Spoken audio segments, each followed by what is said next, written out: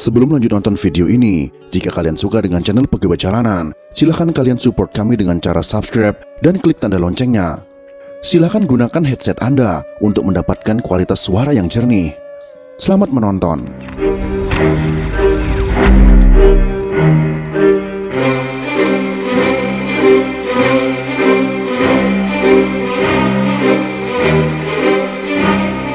Pasca tahun 1965, perburuan terhadap anggota atau simpatisan PKI terjadi di mana-mana. Sangat jarang anggota PKI yang sanggup memberikan perlawanan. Perkecualian terjadi di beberapa tempat yang terbatas, seperti Madiun dan Blitar Selatan. Selebihnya para anggota PKI dan simpatisannya dengan mudah ditangkap. Sebagian dipenjara dan dibuang di Pulau Buru, sisanya diburu sampai mati dan dihabisi. Salah satu kisah menarik pasca 1965 adalah tentang Mbah Suro. Saat para anggota dan simpatisan PKI kebanyakan lari dan bersembunyi, ia malah mendirikan padepokan yang kemudian didakwa menampung pelarian PKI. Waktu muda, Mulyono juga ikut revolusi. Mulyono menurut Herstri Setiawan dalam Kamus Gestok tahun 2003 adalah anggota pasukan Brigade Yadau dari Tentara Laut Republik Indonesia atau TLRI. Menurut ramalan, dalam buku Mbah Suro Nginggil, kisah hancurnya petualangan dukun Klenik Mbah Suro tahun 1967. Pemuda lulusan sekolah rakyat ini berpangkat sersan di masa revolusi. Komandan brigadenya yaitu Ahmad Wiro Sarjono alias Ahmad Yadau adalah tokoh militer yang punya peran dalam kudeta Madiun tahun 1948. Mulyono alias Suro Diharjo lahir di Desa Nginggil pada tanggal 17 Maret tahun 1921. Mulyono dibesarkan tidak begitu jauh dari tempat tinggal orang-orang Samin di Blora. Buku kisah nyata hancurnya Mbah Suro tahun 1967 yang diterbitkan oleh Andalusi menyebutkan Mulyono mempunyai 6 orang adik, semuanya perempuan, yaitu Surip, Suti, Suji, Surem, Sumi, dan Kaminah. Soal sifatnya, Mulyono disebutkan, sejak kecil pemuda Mulyono itu bandel, pemalas, sangat bodoh di sekolahnya. Kemalasan itu bisa jadi karena ia tidak dibesarkan dalam kemiskinan. Ayahnya yaitu Reso Sumitro adalah seorang kepala desa. Pada masa kolonial, menjadi kepala desa adalah privilege tersendiri, menempati kelas sosial yang berbeda dari kebanyakan dan hidup relatif berkecukupan. Seperti ayahnya, Mulyono kelak juga pernah jadi kepala desa Nginggil.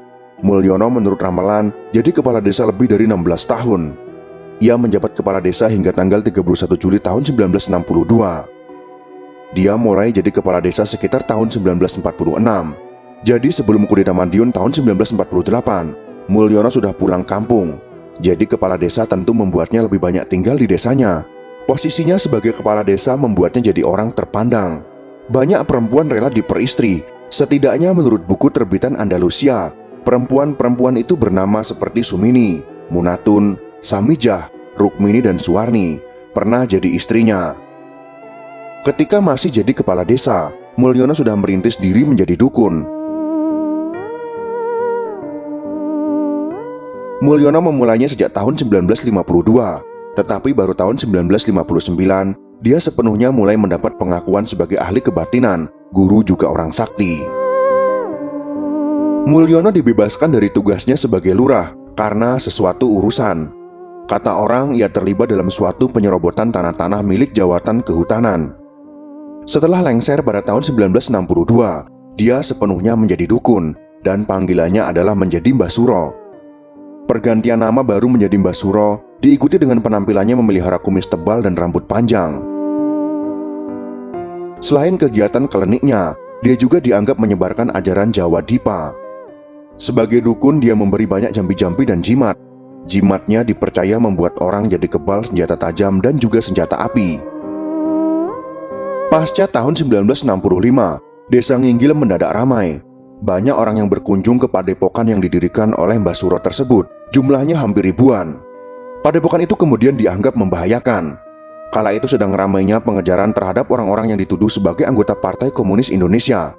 Diperkirakan padepokan Mbah Suro juga didatangi pelarian PKI.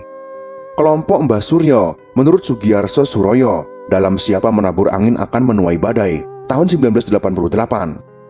Berani memproklamasikan kembalinya PKI pada tanggal 3 Maret tahun 1967 dengan menetapkan Suradi, anggota CDB Jawa Timur, sebagai carinya dengan dibantu beberapa anggota ex-PKI lainnya seperti Mulyono, Legi, Suyoto Kobra, dan Suyitno. Di dalam kelompok Mbah Suro, ada juga mantan Angkatan Bersenjata Republik Indonesia atau ABRI. Beberapa pucuk senjata berhasil dibawa mantan-mantan ABRI itu. Dalam kelompok Mbah Suro itu, terdapat beberapa pasukan yang dinamai seperti Banteng Wulung dan Banteng Sarina.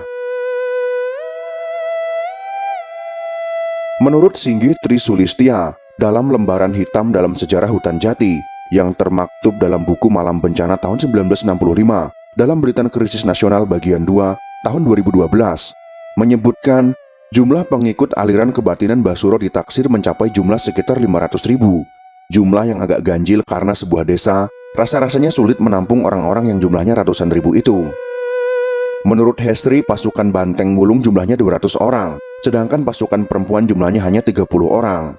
Tak menutup kemungkinan jumlahnya lebih, namun hanya ukuran ratusan orang.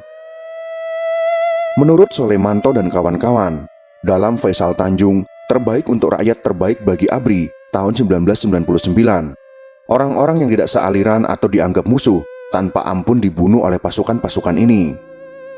Melihat perkembangan padepokan Mbah Suro ditunggangi oleh PKI, Panglima Kodam 7 Diponegoro memerintahkan penutupan padepokan itu. Pangdam terpaksa memerintahkan agar penutupan dilakukan dengan jalan kekerasan, karena segala upaya jalan damai yang ditempuh telah menemui jalan buntu.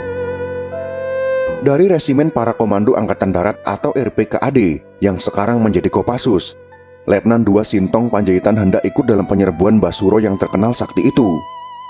Karena Sintong hendak dikirim ke Papua, ia pun tidak jadi berangkat. Akhirnya hanya ada pasukan dari Kompi yang dipimpin Letnan 1 Faisal Tanjung. Dalam misi menyerbu Mbah Suro pada tanggal 5 Maret tahun 1967 itu, pasukan RPKAD dibantu pasukan Angkatan Darat yang lain, seperti dari Batalion 408, 409, dan 410. Operasi itu dipimpin Mayor Sumardi. Setelah mengamati kekuatan lawan dalam waktu relatif singkat, Faisal memerintahkan anak buahnya melakukan serbuan mendadak, langsung ke sasaran. Serbuan tersebut memporak-porandakan anak buah Mbah Suro. Dalam serbuan itu banyak pengikut Mbah Suro terbunuh. Mbah Suro sendiri ditangkap dan tak ada rimbanya lagi.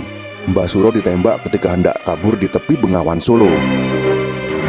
Dalam operasi militer ini, RPKAD menurut ramalan kehilangan 3 prajurit, yakni Sersan 2 Soekarno, Kopral 1 Herdi, dan Kopral 1 Darmanto. Sementara Kopral 1 Biman dan prajurit Suwito luka berat. Pasukan RPKAD meninggalkan Nginggil pada pukul 17.45 sore. Dari 80 orang anggota Banteng Wulung yang terbunuh, hanya 4 orang saja yang betul-betul asli desa Nginggil.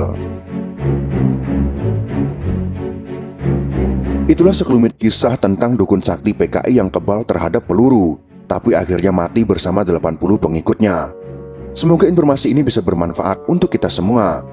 Jika kalian suka dengan video ini, silakan berikan jempol ke atas. Dan jika kalian menganggap video ini bermanfaat, maka bagikanlah untuk teman-teman Anda yang lain. Terima kasih sudah menonton.